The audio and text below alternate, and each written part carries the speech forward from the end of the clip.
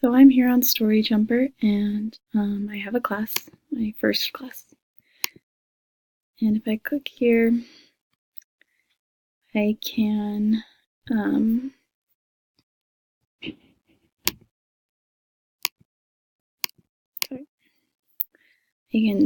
look at the students in my class.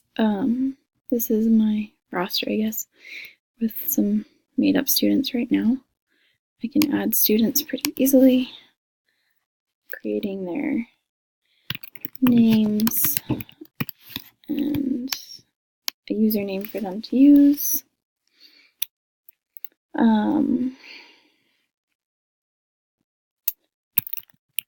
And save new students. I can also,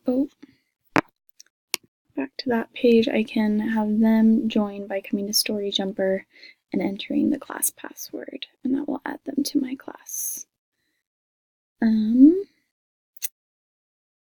that is my class on Storyjumper.